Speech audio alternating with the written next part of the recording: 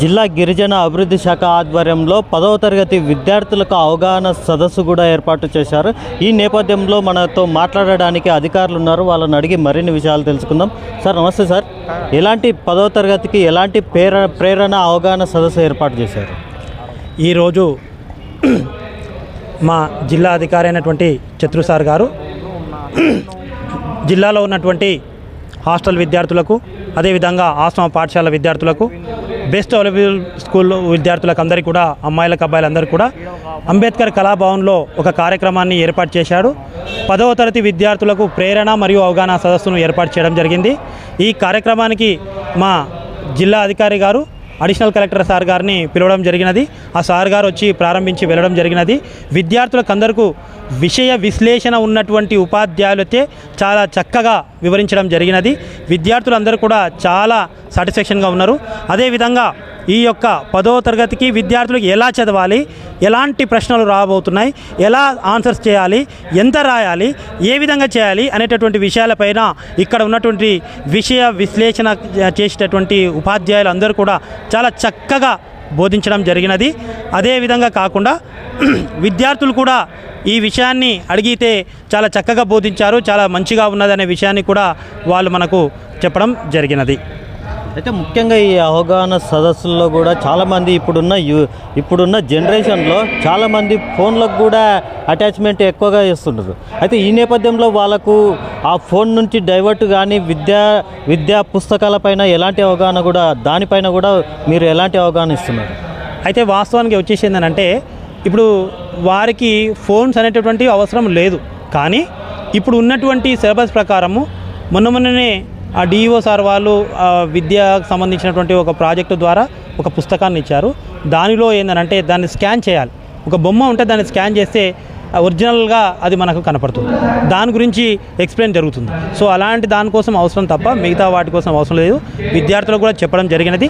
ఏదైతే నీడ్ ఉన్నదో ఆ నీడ్కు మాత్రమే వాడుకోవాలని చెప్పి చెప్పడం జరిగింది తప్ప మిగతా విషయాలకు వాడుకోవద్దని విద్యార్థులు. ఇప్పుడు ప్రస్తుతం అది కూడా డిజిటల్ పాఠ్యపుస్తకాలు కూడా వీళ్ళకు అవగాహన కల్పిస్తూ ఉన్నారా? యాక్చువల్గా డిజిటల్ పాఠ్యపుస్తకాలన్నీ కూడా స్కూల్లో అందరికీ ఇచ్చి ఉన్నారు.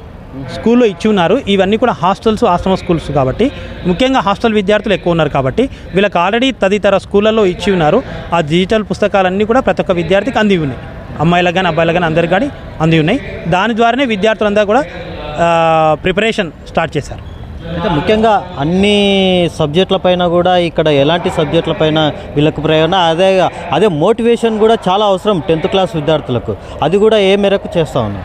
అయితే ఏంటంటే డిఈఓ ఆఫీస్ నుంచి నిష్ణాతులైనటువంటి అధ్యాపకులని ఇక్కడికి పంపించడం జరిగినది.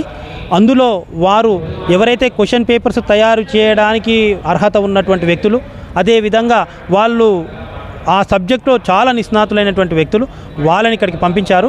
వాళ్ళు సబ్జెక్టు అవగాహనతో పాటు ప్రేరణ కూడా కలిగించడం జరిగినది. అంటే ఎలా చదవాలి, ఎంత చదవాలి, ఎన్ని రోజులు చదవాలి అనేటటువంటి విషయాన్ని. ముఖ్యంగా మీరు చెప్పండి మేడం. ఇప్పుడు ఎగ్జామ్స్ పట్ల వాళ్ళకి ఎలాంటి, ఎగ్జామ్స్లో కొన్ని భయాలు కూడా విద్యార్థులకు ఉంటుంది, దాని పట్ల వాళ్ళకి ఎలాంటి ప్రేరణ ఇస్తూ ఉంది?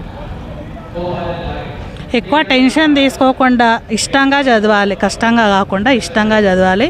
ఇది కమిషనర్ ఆఫీస్ నుంచి డైలీ స్లిప్ టెస్ట్ వైజ్గా ఇట్లా జరుగుతున్నాయి. అన్ని హాస్టల్లో స్లిప్ టెస్టులు ఉన్నాయి, అన్ని క్వశ్చన్ పేపర్లు ఉన్నాయి, ట్యూటర్స్ వస్తున్నారు, ఎగ్జామ్స్ పెడుతున్నారు డైలీ వాళ్ళకు. ముఖ్యంగా ప్రైవేట్ స్కూళ్ళతో పోలిస్తే ఇక్కడ రిజల్ట్ పరంగా కూడా ఇక్కడ మహబూబ్నగర్ కానీ టోటల్గా తెలంగాణలో కూడా కొద్దిగా శాతం తక్కువగా ఉంటుంది.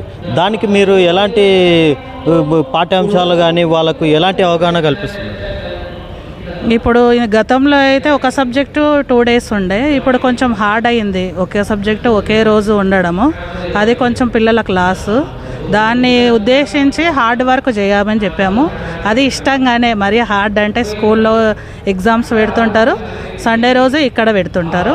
ట్యూటర్స్కి చెప్పి మీకు ఏవి ఇష్టం, అవి ఏవి అర్థం అవుతలేవో అవి మళ్ళీ ఎక్కువ అవగాహన చేయడానికి ట్యూటర్స్ని ఇట్లా నియమించినాము.